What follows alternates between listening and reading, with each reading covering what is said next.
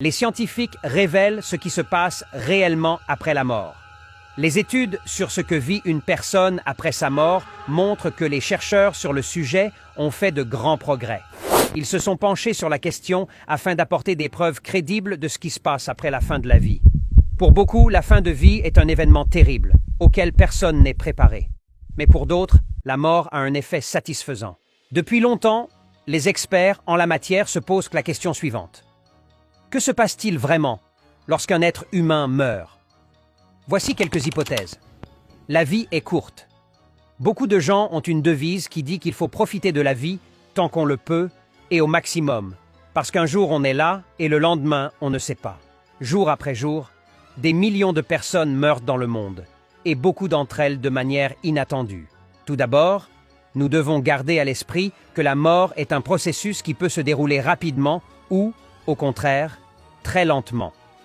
Ce processus se divise en deux parties, la mort clinique et la mort biologique ou fonctionnelle. La mort clinique correspond à l'arrêt des battements du cœur et de la respiration, mais sans lésion des cellules cérébrales. En revanche, la mort biologique, également appelée mort réelle, est définitive. Elle provoque des lésions cérébrales définitives qui empêchent le patient de se rétablir en arrêtant complètement la respiration et le rythme cardiaque. Selon James Allen Beck, professeur de médecine à l'université de Stanford, lorsqu'un être humain meurt, il commence à perdre ses sens et ses impressions de manière ordonnée. Selon l'expert, le mourant commence par ne plus avoir faim, puis plus soif, ne parle plus, ne peut plus voir ni entendre quoi que ce soit, et le processus s'achève par l'absence de sensation au niveau de la peau. Immédiatement, le cerveau cesse de contrôler complètement le corps.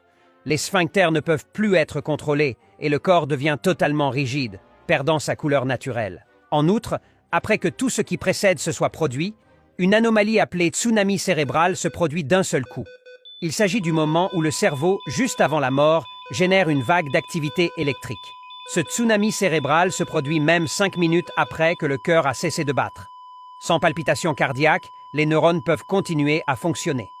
Après l'arrêt circulatoire, il y a une lente perte de potentiel électrochimique dans les neurones. Cette anomalie est connue dans le monde scientifique sous le nom de dépolarisation neuronale. C'est précisément à ce moment-là que se produisent souvent de mystérieuses expériences extracorporelles et des choses encore plus étranges. 9 expériences surprenantes que certaines personnes ont vécues avant de mourir. Le philosophe et psychiatre Raymond Moody a sélectionné 9 expériences possibles que certaines personnes ont vécues avant de mourir. Premièrement, le sentiment de flotter ou de se voir de l'extérieur du corps. Deuxièmement, un sentiment de paix. Troisièmement, des expériences hors du corps, comme si elles étaient complètement détachées du corps, elles se sentent légères. Quatrièmement, ils ont la sensation de voler ou se voient voler, traversant de vastes couloirs sombres au bout desquels ils aperçoivent une lumière rayonnante qu'ils décryptent généralement comme étant l'au-delà. Cinquièmement, certains peuvent voir des anges et d'autres êtres omnipotents entourés de lumière. Sixièmement, d'autres disent qu'ils peuvent voir Dieu lui-même. Septièmement, ils voient souvent la vie s'écouler rapidement devant eux.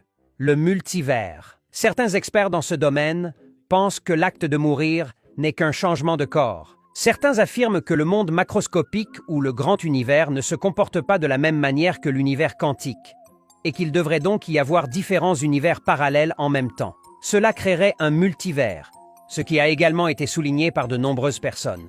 L'une d'entre elles était le professeur Stephen Hawking. Si cela est prouvé, cela expliquerait de nombreuses inconnues, comme la raison pour laquelle certaines personnes n'ont des expériences de réincarnation que dans ce monde. Cela permettrait également de comprendre comment les expériences extracorporelles se produisent après la mort. Que pensez-vous qu'il se passe après la mort? C'est tout pour aujourd'hui, mes amis. Merci beaucoup d'avoir regardé cette vidéo jusqu'à la fin. N'oubliez pas de nous suivre et de partager la vidéo avec votre famille et vos amis. Nous avons hâte de vous voir dans la prochaine vidéo.